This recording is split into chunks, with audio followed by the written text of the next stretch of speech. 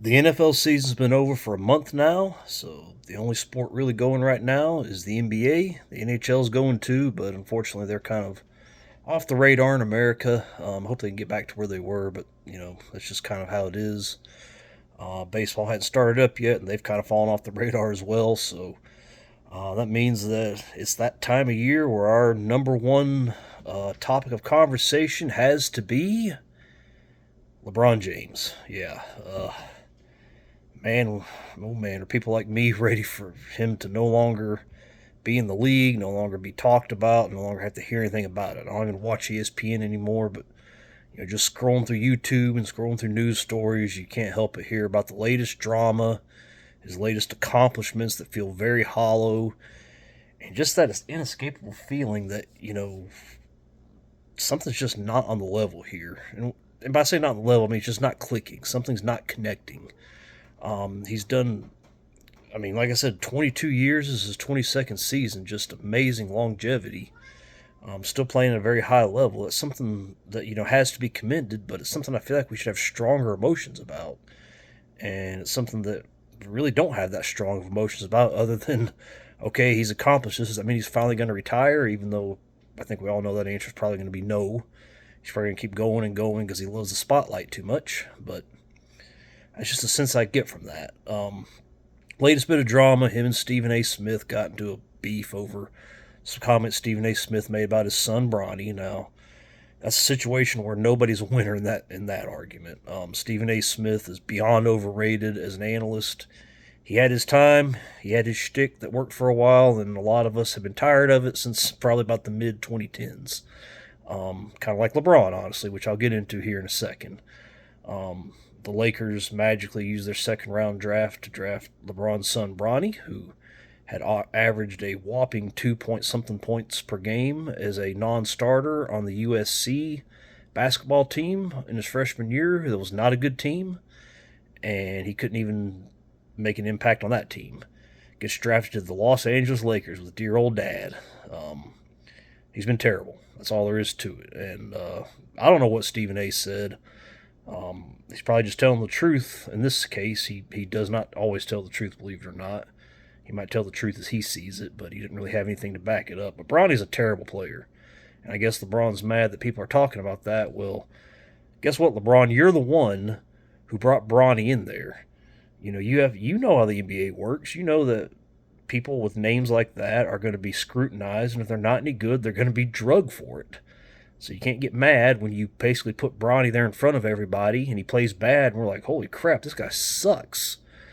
I'm sure there's a meme there to go with that, but so I mean, and I guess he got in Stephen A's face for it, like a 5 year old. So it's pathetic. It's always something. He's always feuding with somebody. There's always his people at Clutch Sports are always mad at somebody because they didn't say he's the greatest ever, for not saying that he's better than Michael, which he's not. But I don't care how many years he plays. He's just really not connected, and that's connected to us. And that's the thing. They've tried to say, look at these longevity stats. Look at all this. Look at how many years he's played. Look how he's still doing this. But those of us watching, we know what our eyes are telling us. Our eyes are telling us don't really care, and or just something about it seems hollow. Everything he's done for a long, long time has just felt hollow. And I guess that's one thing I've been thinking about, trying to figure out why. Why has this been so hollow? And I watch Scap Attack's videos a lot. He's amazing. I'm sure anybody watching this probably knows about Scap Attack. He's the best right now when it comes to basketball content, basically pointing out why LeBron is overrated, why he's nowhere close to Jordan or Kobe, pointing out the bias that people have had against Kobe and why his numbers are actually underrated when you look at his career. So you just have to, it's a situation where everything has to be taken into context. And taken into context, LeBron has just not moved the needle. He's moved the needle downwards. Michael Jordan joined the NBA at a time when it was on the rise because of Magic and Larry, and just took it to a completely different stratosphere. They handed it off to Kobe, who was hated by the media so badly, but even he kept them, afloat and doing really good in the ratings. But once they shifted everything over to LeBron, once Kobe stopped winning titles, it's just been a free fall for the ratings, especially over the last 10 years. And I mean, it's not just LeBron. Obviously, so many of the great players over the last 15 years, Kevin Durant, James Harden, Russell Westbrook, whom I admire his hustle, but these are people that are just not likable people, and probably need to stay off social media because that just kind of ruins it for them. And LeBron being the most unlikable of all, arguably. It's just now with his ties to Diddy, I mean, who knows what's going to come out, but it's just I don't know. There's a lot there that just doesn't connect. And is it just because we're getting old and don't care? Does it just not mean as much? See, I don't think so. Over the last few years, Caitlin Clark's come along and just done something LeBron's never really done, and that's just grabbed people's attention from out of nowhere. LeBron stepped into a really big spotlight. He entered the year after Jordan's last year with Washington. They weren't great years, but I mean, he was still Michael Jordan, still playing at about 80% of what he was, and it was fun to watch. And Kobe was, really starting to peak, and he would continue to peak. And then LeBron took over, and just everything's just in a free fall. Caitlin Clark's gone into women's basketball, which even in the college game, which has been fairly popular for a while, was not fairly popular for a long, long time with Gina Oriema and the UConn Lady Huskies just not being not being fun to watch, and just took over and just shattered every ratings record there is. Then went to the WNBA, which has been an absolute joke for so long, and I mean, she has absolutely got people caring about the WNBA. I've been keeping track of the Indiana Fever's acquisitions, people they gotten rid of. I need to make a video on that sometime.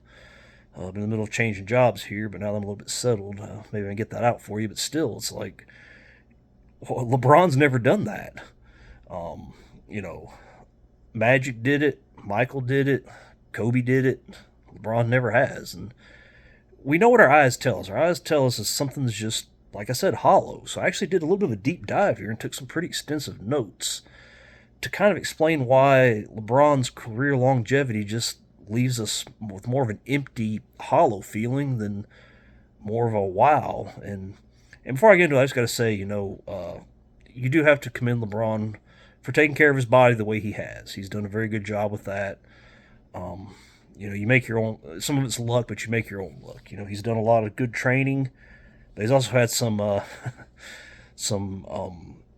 guess we'll say strategies for doing that we'll talk about here. Load management, and just to kind of make you wonder. So I basically kind of broke it down. The first thing I wanted to look at is how many seasons they played. So I looked at Michael and Kobe and LeBron. It's one thing Scap talks a lot about is how much you have to look at era specifics. So I decided to do a little bit of a deeper dive. He doesn't want to make 30-minute videos, which I don't mind doing. He actually has production values and tries to keep the viewer entertained and connected while being very entertaining and informative at the same time, which he is, I mean, in my opinion, the master at, but which I'm not. But here's kind of what I found. So like I said, comparing Jordan and Kobe to LeBron, which they want to make LeBron the GOAT. He's even said that himself. He thinks he's the best ever. He's chasing this ghost in Chicago and blah blah blah blah blah. He's played 22 seasons. Michael played 15 seasons, and Kobe played 20 seasons. Now those weren't all full seasons for Michael or Kobe, but so I give a little context here. So what I decided to do is I took their points per game in each season and then compared that to the average nightly scoring in the league that year. So basically the average points per game that every team scored per night, and saw what the percentage of their points per game was compared to that, to just kind of give you an understanding of how much less scoring there was, how much less pace there was. There is a pace stat, but I'll be honest, I don't understand it, so I wasn't able to really wrap my head around it, so I just kind of left it out. I also want to talk about all defensive teams and all NBA teams too. The defense especially is important for a number of reasons, which I'll get into here in a second. But so looking at Michael Jordan's career, Just some things I want to look at. So, like I said, 15 seasons. Really, only 11 of those were what I would call quality seasons. He had the 2 seasons in Washington as a Wizard after taking 3 years out of the league. He returned at the age of 38, going on 39. Played until he was 40 for 2 years. Like I said, he just wasn't the same. Still very good, though. I mean, you look at his numbers, that's not bad at all. So those are 2 seasons that weren't very good. He played a grand total of 18 games in 1986, his second season, when he broke his foot early, and came back late against the team's wishes. And, they got swept by the Boston Celtics, who that 86 team was considered to be the best ever until the 96 Bulls took over that mantle. And it's still argued about to this day. That's just how good that 86 Celtics team was. And dropped 63 on them in the Boston Garden, which nobody ever scored there, or nobody ever did well there. They lost, but he made himself known. And then from that point forward, he won 7 straight scoring titles. Took basically 2 years off, and then that's his 4th season that wasn't what I consider good. The 1995 season, he only played 17 games after taking a year and a half off of basketball, and he's trying to play baseball. He tried his best, didn't really work out. He got drugged for it. LeBron, you might want to, again, consider that when you do something publicly, it's going to be public knowledge and public consumption. And why he doesn't understand that, I mean, I get being a parent, but he should have never put Bronny in that situation, and I really blame LeBron a lot for that. But yeah, and that's one of the things that amazes me, that the end of that 1995 season, Michael just jumped in there with 17 games left and managed to average 26.9 points per game in a league where average nightly scoring was at 101.4. And we'll get into that here in a second. So 15 seasons, he made 10 first-team All-NBAs. I don't worry about all the second or third teams with that or the defense. And 9 times he made the All-Defensive first team, which is just amazing because that means that he's doing it on both ends of the floor, winning scoring titles, making the All-Defense first team, win the Defensive Player of the Year in 1988, and leading the league in steals 3 times, in addition to leading the league in scoring 10 times. So he did it on both ends of the floor and was, either the best or one of the best. And there's just nobody else that's done it on both ends like he has. Hakeem was very, very good as well, and that's why he deserves top 5 consideration, which nobody wants to talk about. But I don't know, the NBA fans have always kind of disregarded foreigners, I felt like. But he's one you need to look at and, like I said, give respect to. But like I said, so I took it. I looked at their points per game. So Michael Jordan's rookie season, he played all 82 games, first of all. He averaged 28.2 points per game in a season where the average scoring per team was 110.8, which meant that Michael Jordan's points per game was 25.4% of what the average team's nightly scoring, the average NBA team's nightly scoring was. So that's kind of just, so you can see what, the average scores were, how many points were being put up. His next full season was 1987 when he averaged 37.1 points per game in a season where average nightly scoring was 109.9, which means that 33.7% of the league's nightly scoring Michael Jordan did on his own. He didn't score 33% of the league's overall scoring, but the average team score per night that season, he averaged 33.7% of it, which is crazy. And for his career, and considering all of his games per season, basically he averaged 28.32% of his scoring. His points per game every year averages out to be that much of the nightly scoring. That's just a stat I basically created, and I didn't create it. I mean, I took the actual numbers, but I don't know if anybody follows that. But I'm just calling it a percentage. He scored over 30 a lot of times. The 26 seems to be the magic number. Between the 3 of them, 25 seemed to be reached a lot, but it seemed like it's a lot tougher to go over 26. And it's also going over 30s really tough, and Michael did it a lot. I'm counting 1, 2, 3, 4, 5, 6, 7. 7 of his 15 seasons. Over just about half his seasons, he would score nightly 30% of what the entire league was scoring, so per night. So that says a lot about him. And also, it should be noted that he played in at least 80 games in 11 of his 15 seasons, including his final season. He didn't start all of them. He started 67 of those games, but he played in all 82 games and averaged 37 minutes a night and averaged 20 points per night. He's a 40-year-old that we were looking at as a shell of his former self. But, even now in today's ridiculously scoring NBA, if you put a player out there and they average 37 minutes per night, play all 82 games, and give you 20 points a game, you're going to say that's a good player, a solid player. Any team would be lucky to have somebody like that. So it just shows you the standard he set for himself. But he only scored 21% of the league's total points that year, which was a low other than 1986 when he had serious minute restrictions when he did come back from his foot injury after the first 7 games, I think it was. He played the last 11 games was very restricted, so he couldn't score as much as he did in the past. But, or as he would in the future, I should say. So when Michael played, he played. And also of those 11 seasons where he played at least 80 games, 9 of those he played all 82 games. From 1987 to 1991, he missed 1 game.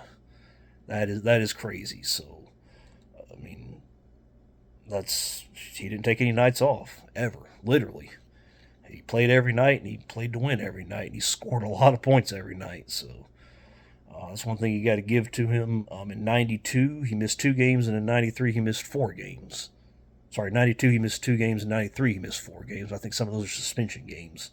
And then he played all 82 games for the Bulls' second three-peat when he came back. And, like I said, played all 82 games his final year. So, you just got to... as far, people want to talk about LeBron's durability. Well, he's only played 82 games once and played 80-plus games. Where's that? 3 of his 22 seasons. He's already missed more than 2 games this year. I think he's missed 5 games so far this year. So here we go again. Kobe, for his part, 6 of his 20 seasons, he played at least 80 games, including all 82 4 times. And like I said, LeBron's played 80 or more games 3 times out of 22. So is his durability really that surprising? Yes, you got to, like I said, give him a lot of credit for keeping his body in shape. But, when you only play, when you've never had any serious injuries except for, I think, 2019, he had to have his season cut short because of a torn knee. But when that's happening, of course, what if Michael Jordan, would have played 76 games per year starting with 1990? How much more do you think he would have had in the tank? What if he would have not had any principles and retired when they got rid of Phil Jackson and Scottie Pippen, the Bulls did, and they chose Jerry Krause over him and said, okay, I'm out. And wouldn't come back for another 3 years when he was trying to help the Washington Wizards team that he was a part owner in do better, which that didn't work, but it came close to working his first year back at his age 39 year. Till he tore his knee. There's a great story. There's a great video somewhere talking about how underrated his Wizards years were. He wasn't the Michael Jordan of old, but man, he was still really good. You gotta give him a lot of credit for that. And like I said, LeBron's just never, first of all, Michael would have never had the. He could have never done that. He could have never just sat and watched and just rest. He needed to play. He even had it in the love of the game in his contract. He could play pickup games whenever he wanted to. He made the Bulls put that in his contract. So that's pretty crazy. That just shows you how much he loved playing the sport. And so he never could have sat out. But if he could somehow have sat out and still been Michael Jordan when he did play, the Michael Jordan that we know, which would be basically an alternate universe, there's no telling how many years he could have played and all that. So it's just, like I said, that's one reason why LeBron's really failed to connect to us. Kobe, he pretty much either played 80 games or he had some sort of injury that knocked him out for anywhere from 15 to 20 games, if not more. Looking at Kobe's career, you just have to consider the fact that his first 2 seasons, his first season, they only played him in 15.5 minutes per night. He averaged 7.6 points per game. And the next season, he started 1 game. He played in 79 games. They did bump him up to 26 minutes per night, but that's just wasted time, But that's how it was then. You're supposed to develop people. That was before the draft them and throw them out there and just let them learn and hopefully pick it up over a few years. He got drafted to the Los Angeles Lakers. They just acquired Shaquille O'Neal, the most dominant force in the NBA. And they also had two all-star guards in Nick Van Exel and Eddie Jones, which, in retrospect, the fact they didn't get rid of them and just say, all right, we're planning for the future right now. Who knows how many more championships they might would have won, but, they held him back. He didn't start playing regularly till 1999 when the strike shortened 50-game season. He started all 50 games and played all 50 games, averaging 37 minutes per night, and that's when his career really took off. And he played amazingly until the end of the 2013 season, when he famously tore his Achilles at the end of the season, and the wheels literally fell off at that point. Just looking at that. But for his career, he averaged 24.83% as far as his points per game, matched up to the pace of play, or the points per game per night. So 24.83 points per night. But if you take away his first two seasons and his last three seasons, because he tried to come back in 2014 towards the end of the calendar year, after the season started, once his Achilles was healed enough, or so we thought, and only played 6 games before he tore his knee and had to end that season. And came back the next season and only played 35 games before tearing his shoulder. I mean, already by the year 2012, he was going to Germany to do experimental platelet therapy in his knees to help them, because he knew they were giving out. That's how much he cared. Doing plasma therapy, which now people do regularly. At the time, it was like, oh my God, is this guy cheating or what? But no, it wasn't cheating. He's using his own plasma the plasma from his own blood to try to help heal his knee, get the platelets, get the higher density of platelets in there and help it out. But if you take just his 1999 through 2013 seasons, he averaged 27.1 points per game and averaged 27.9 percent as far as his points per game versus the league average in scoring. Those are some pretty brutal years. A lot of 90s. A lot of seasons where they averaged far less than 100 points per game. It really wasn't until the end of his career that it kind of started to pick up, and even then it was only barely over 100, and that's when he was not at his best. So if he could have played in this no defense, just run down, do whatever you want era, I mean, good Lord, he would have scored 30 points a game every year. He scored 35 points per game in 2006 and 31 in 2007. The teams weren't very good, but I mean, you put him in today's era, those are probably 40. He probably could have matched Michael's 1987 37.1s per game. But that's where LeBron falls short, though, because like I said, in his career, only 3 of his 22 seasons he played all 80 games. He played all 82 once. Even when you look at the strike-shortened 2012 season, he played 62 of the 66 games, so he missed 4, so he was not on pace to play 80. In the COVID-shortened years of 2020, he played 67 of the 71 games, so he's not on pace to play 80 that year. And 2021 was also shortened because of how far COVID pushed that stupid bubble championship, which LeBron won, of course, as if that year wasn't hard enough for us. We had to watch LeBron win another championship. He played 45 of the 72 games that year, so and thus far this year, there's been 63 games played, and he's played 58 of them. So he doesn't play a lot. He strategically takes rest time to improve that, which, in my opinion, we can hold against him. In fact, I don't need anybody to justify that or tell me why I'm wrong. So that's just my take on that. But the other thing, too, is you have to look at their all-defense teams, because defense is all about effort. I mean, you have to go out there and at least try. And LeBron has made 5 first-team All-NBA defensive teams, but those are all in a row from 2009 to 2013. So he made 5. Michael Jordan made 9 from 1988 when he won Defensive Player of the Year. Every year that he played a full season for the Bulls, he made the all-defensive first team. Kobe made the all-defensive first team as early as 2000. That would have been, 21 years old, and then he won his last one in 2011. And he won 10. He was named to 10 total all-defensive first teams. So again, you look at that, and LeBron just with the exception of that one little stretch there, basically only played one end of the floor at an elite level. But look at his percentage points, because the scoring is just absolutely in this league taken off in a stupid way. It's just not fun to watch. Nobody plays defense. People can take whatever shot they want, but I think it's the reason why so much of what LeBron's doing now just falls so short, because we know our eyes are telling us, he's not kept up with the pace of the league. And again, this goes back to these percentage points. His first 10 seasons from 2004 to 2013, he averaged 28.21%. His points per game was 28.21% of the league's average scoring per night. In the 12 seasons since, from 2014 to this year, he has averaged 24.3%, which is far below, Michael and Kobe, even in their later years, until their wheels fell off.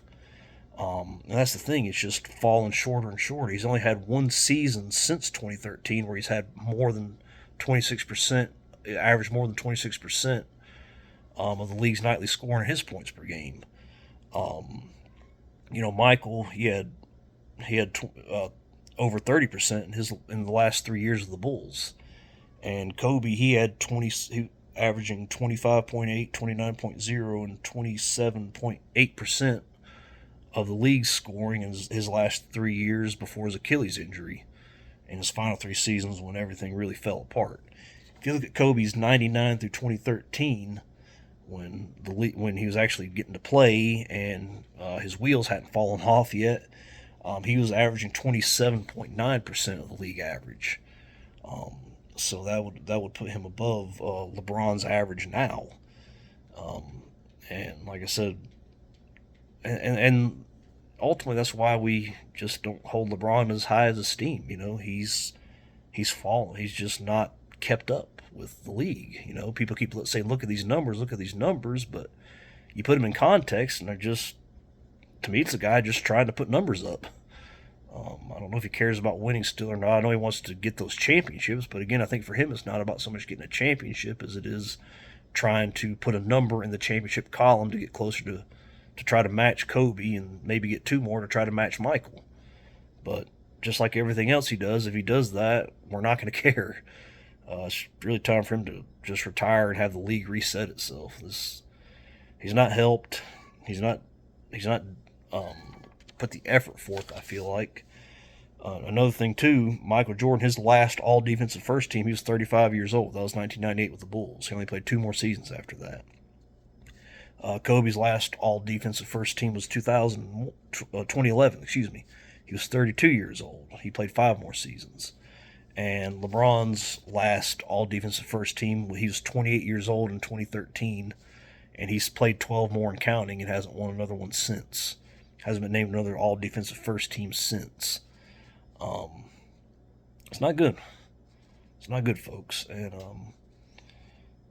it just shows you that's why he's falling short. We just feel like he's out there to say, hey, look at me, to try to stat pad. And, like I said, he's one of the greatest physical forces of nature we've seen, behind probably only Wilt Chamberlain and Shaq when he cared, which, by the way, that's another mark for Kobe, because people think it's, he played with Shaq. Well, I'm like, yeah, he played with Shaq. Kobe had that Michael Jordan type of just, go out there, compete every single night, try hard every night. Shaq did not, and that's all there is to it. He did some years, but overall, no.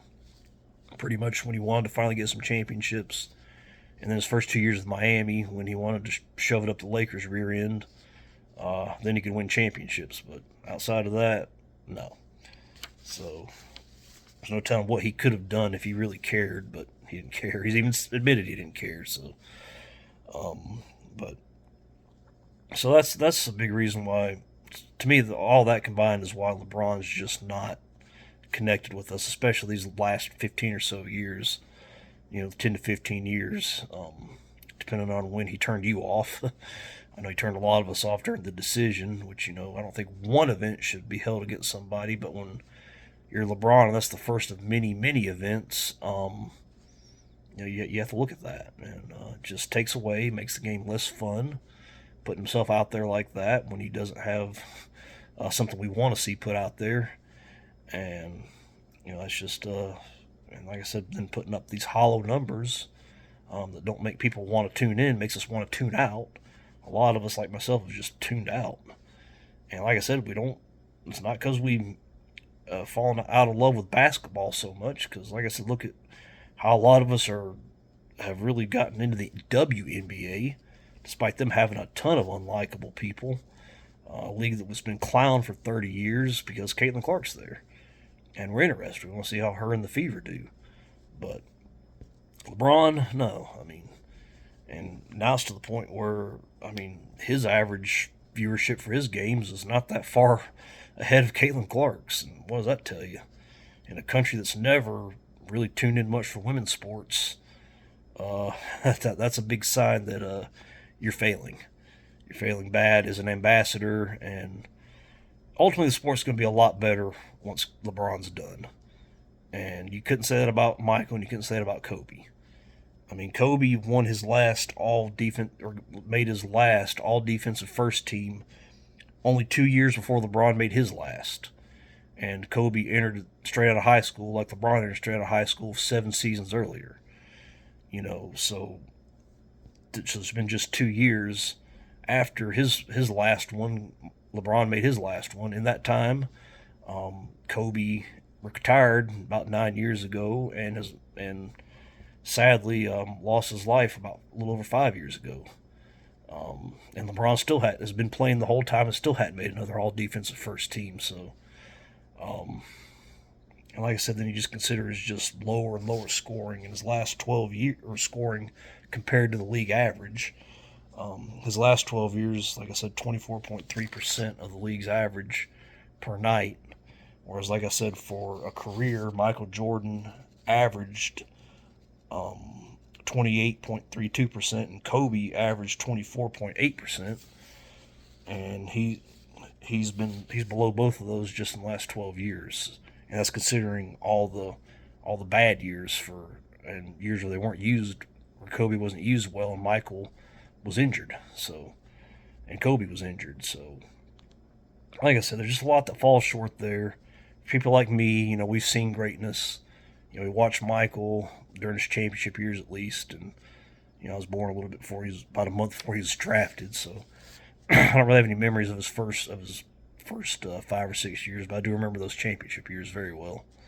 I watched all of Kobe's career, and then I watched LeBron, and just never connected. So, be happy when he's gone. He wants to be the GOAT. Well, he's the GOAT of us being apathetic towards the sport, and quite honestly, just cringing when he tries to be, somebody that he's not. So, be happy when he retires. I would say be happy when Stephen A. Smith retires, but he could retire tomorrow and I wouldn't even know it. I'll be happy when Bronny goes back to his dad's business and kind of disappears from the spotlight forever, because I don't think he wants to be there. I think his dad kind of pushed him there. At least that's the sense I get. And he's horrible. He's a stain on the league. The fact somebody like him can get in there and get a spot on the Los Angeles Lakers, it just shows you where the NBA is at right now. Pretty pathetic, and like I said, it'll be a lot better when LeBron's gone from the league, when he's done and hopefully out of the spotlight. We cannot get rid of him fast enough. We wish we could have got rid of him 10 years ago, but as far as retiring, and like I said, we'll be better off when he's gone. He's not, his stats are hollow. He's not putting forth the effort and the production that he has had at one point in time. He basically peaked at the age of 28. Even though he's been able to play a lot of games since, he doesn't want to play as many games, and he don't want to try as hard. So I think we have every right to say, no, I'm not for this guy. So it's my take on all that. Let me know if you feel differently or if you agree. Please retire, LeBron. Please help us out. So thank you, guys.